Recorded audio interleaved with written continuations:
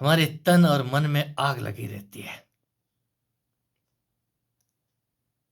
ये आग शांत होने का उपाय बताएं। हम हनुमान चालीसा नित्य पढ़ते हैं। इस ढलती उम्र में भी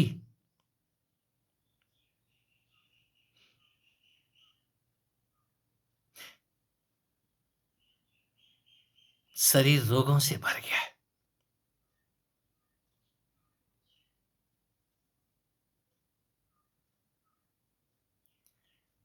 साधु तो बन गए, लेकिन साधुता दूर दूर तक दिखाई नहीं देती है। किसी को देखते ही आग लग जाती है।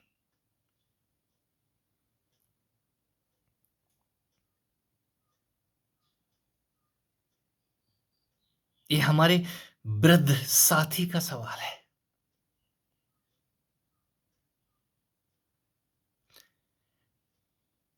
हनुमान की पूंछ में लग ना पाई आग, सारी लंका जल गई, गए निशाचर भाग। जोर जोर से पढ़ते हैं। समझ कुछ नहीं आता है, लेकिन पढ़ते जोर जोर से हैं। ये जोर से चिल्लाने वाले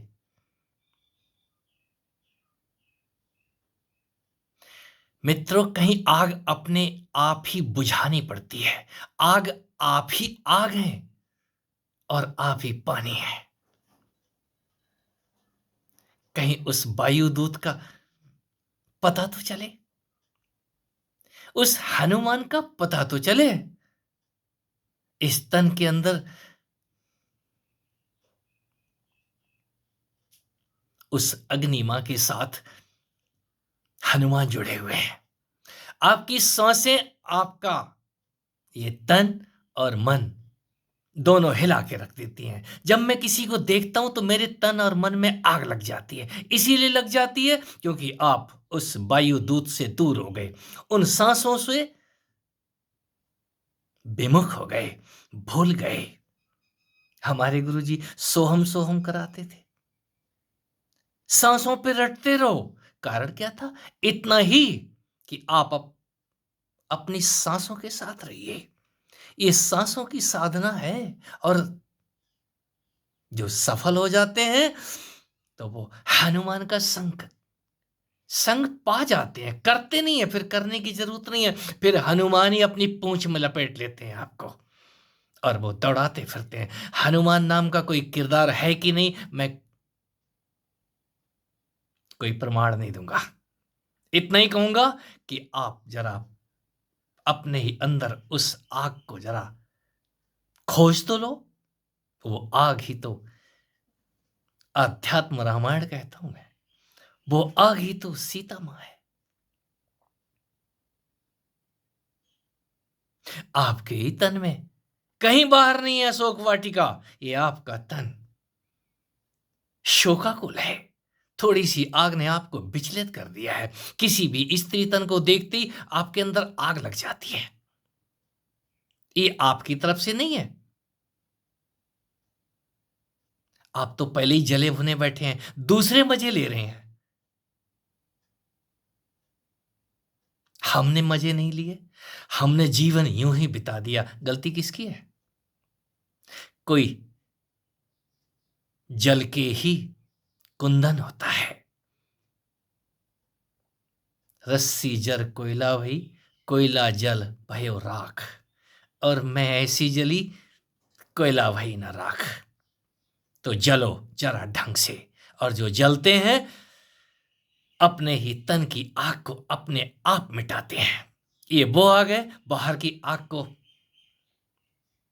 आप नहीं बुझा पाए तो पड़ोसी बुझा देंगे, फायर ब्रिगेड बुझा देगा। लेकिन अंदर की आग को कोई दूसरा नहीं बुझाएगा मित्रों, आपको ही बुझाना पड़ेगा। इस अंदर की आग को बुझाने के लिए अपने मन के ऊपर, अपने इस तन के ऊपर बुद्धि और विवेक से प्रहार कीजिए।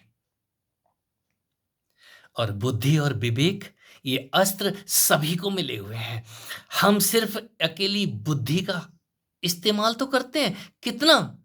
वो भी किसी दूसरे से पूछते हैं। सत्संग करने जाते हैं, पूरी ज़िंदगी सत्संग में निकल गई है, सत्य का पता नहीं चला, संग करते रहे। और संग किसका किया? जो खुद ही अंदर से जल रहे हैं और ऊपर से आपको कहते हैं शांत रहो, क्रोध मत करो। काम तो सदा नहीं, तो क्रोध कहां से सदेगा? कहीं काम दबाने वाले क्रोधी हो जाते हैं। और काम, क्रोध, लोभ और मोह, ये तो आग लगाने वाले हैं, आपके ही तन के अंदर लंका जलाने वाले हैं। इस तन को, इस लंका को समझो तो सही। ये आग नहीं होगी तो इस तन के अंदर आपको कुछ भी समझ में नहीं आएगा। घर में दिया ही ना जल रहा हो तो आपको दिखाई क्या देगा? और जिसको भी वो दीप जलाना आ जाता है, कोई गुरु दिया जला के नहीं देगा आपको, जला के दिखा देगा और बुझा देगा उसको। गुरु का दिया भी जलता और बुझता है। हम विस्मरण में चले जाते हैं स्वामी जी, विस्मृति हो जाती है। उस मंत्र विज्ञान से भी हम गाए बगाए। होता है, होना ही चाहिए।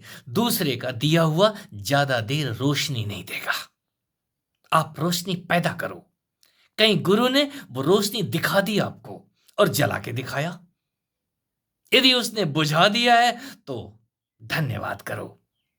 दूसरे का दिया ज्यादा देर रोशनी नहीं देता, वो दिया कहीं आपके अंदर ही जला देता है और जला के दिखा देता है, बुझा तो आप लेते हैं।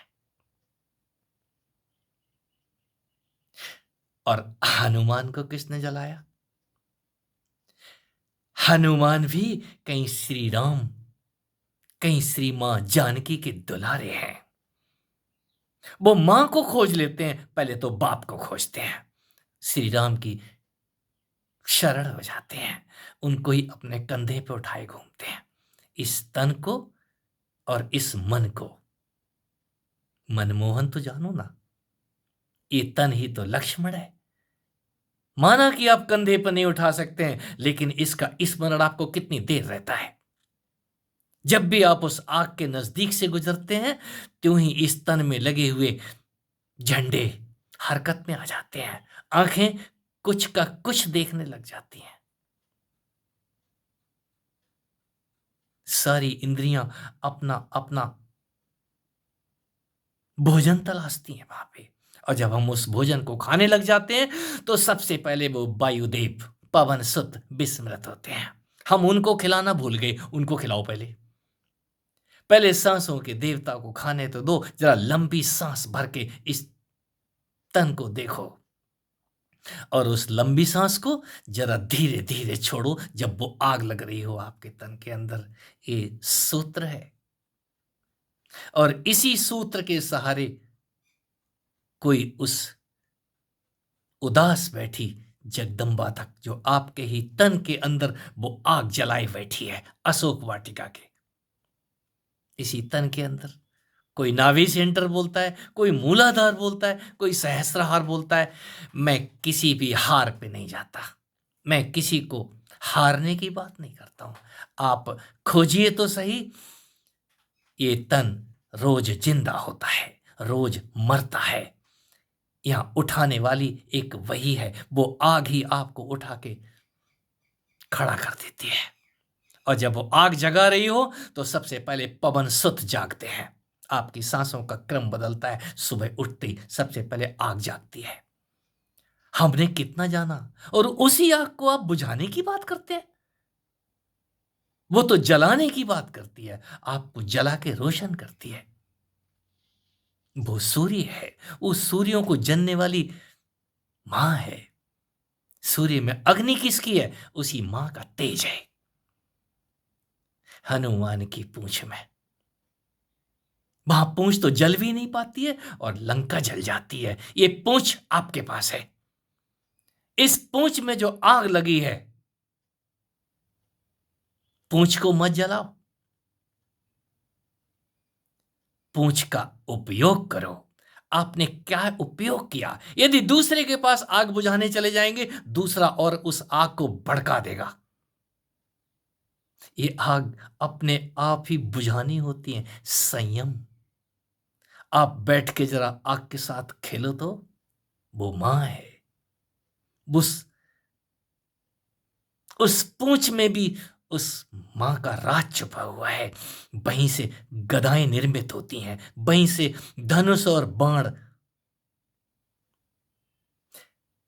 कहीं वो ही समझाती है, वो ही वैष्णवी भी है।